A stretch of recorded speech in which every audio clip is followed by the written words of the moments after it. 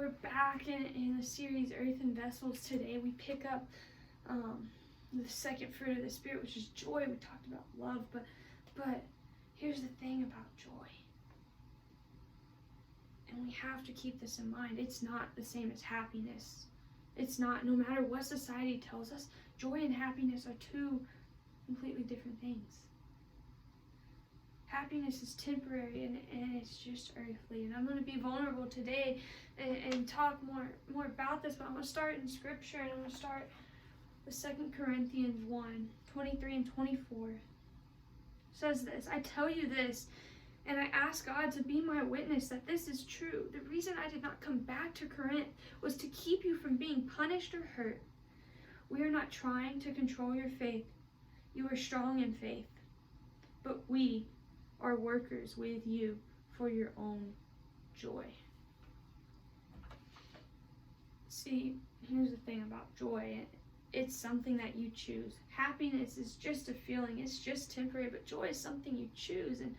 And here's the thing about this scripture. It tells us that Paul here in this case and the people he's with know our faith, but are still fighting for our joy. And God knows our faith, but he's still fighting for our joy. And people can know your faith. But the great thing about having these communities and having people who help you and build you up is that they too can know your faith and still be fighting for your joy. And that's why we need community in our daily lives, and that's why we need it. But we also just have to continue to remember that happiness is just a feeling, but joy is something we choose. And those words came to me when I was going through a really hard time in my life. Last year I went through a breakup, and it was really hard for me to process. And I called my mom right after it happened, and she told me those words: happiness is just a feeling, but joy is something you choose. And I was like, yeah, but I just feel like I can't be happy. And she's like, but happiness isn't what's important right now. It's joy. And those are words that just, I've always grown up hearing about joy, but for some reason it was different. I was like, but I don't feel like I can ever smile again. And that was something that was so hard for me. So I decided to choose joy, and I wanted to pursue joy. And that's how we choose joy. We actively seek it. We actively try to pursue it. And this is one way that we can do that. It's through the gospel. But here's the thing. Even if we're actively seeking joy, we may not be happy, and that's okay. I said I'm going to do a Bible study to find joy because I need joy, and I was going through that, and one of the devotionals one day was saying that just to imagine that you're sitting on a couch and that Jesus is there next to you. And first of all, just that image alone can light up the room, but then it went on to say that he's there telling you that he loves you and that you're worthy and that he wants you and he's pursuing you, and that he would die on the cross even if it was just for you.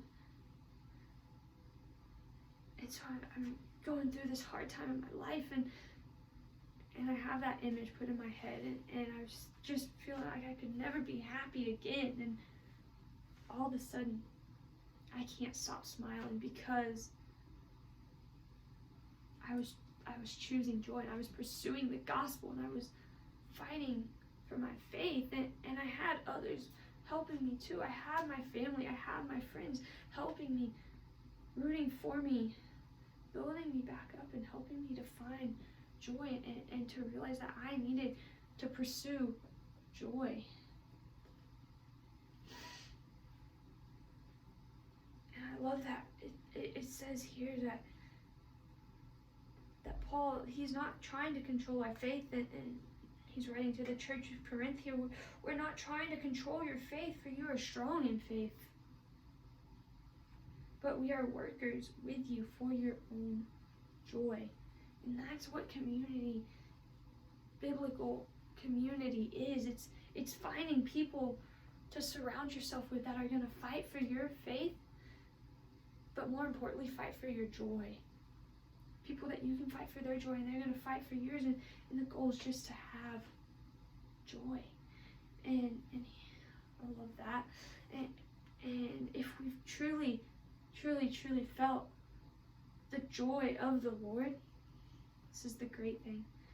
We'll want to go on and scream it from the mountains. We're going to want to go up onto the rooftops and just yell it out and do whatever we can to let others know. And we're not going to feel like we have to. We're going to get to. We're going to get to tell others. We're going to get to let the world know. And we're going to want to. And we're going to pursue it. If we've truly pursued joy, we're going to pursue sharing joy. And when we do, it's so amazing. Because if we've truly felt this joy, it's not something that we can hide. It's something that we'll want everyone to know. And it's hard to live with knowing that there are people out there that don't know that. But we're going to want to make it where they do know. And we're going to want to tell them so that they can too know the joy of the Lord. And they too can experience this joy of the Lord, this joy that comes from love. I said in the last message that love and all of the fruits kind of work with each other. And I think it's so cool how this directly just builds off of the love of God. If we have the love of God, if we're pursuing the love of God, we too should also be pursuing the love of, or the joy of God, and receiving the joy of God. Here's the thing though, even if we choose joy, it doesn't mean that we're going to be happy. It's hard sometimes to be happy, and especially in today's world, society tells us that joy and happiness are the same thing, and we need to just kind of suck it up and keep going and keep smiling. Or, you know what, if you're not happy, you have depression. And I'm not trying to say that depression is wrong or anything or whatnot, but it's okay to be unhappy. It's okay to not have a good day.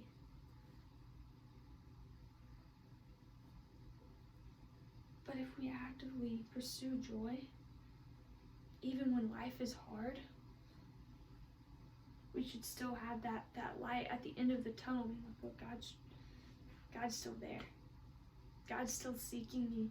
Jesus still came to die on the cross, even if it was just for me. And we can know that, and we can know that He's there for us no matter what. And we can actively pursue Him and make Him known, and know that we have hope because of joy. Because of the joy that He gives us, we should have hope to continue in our faith and to fight for our faith. And I love that.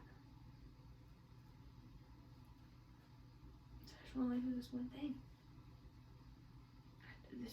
This one challenge. I just want to remind you that joy is something you choose. And I challenge you to choose joy.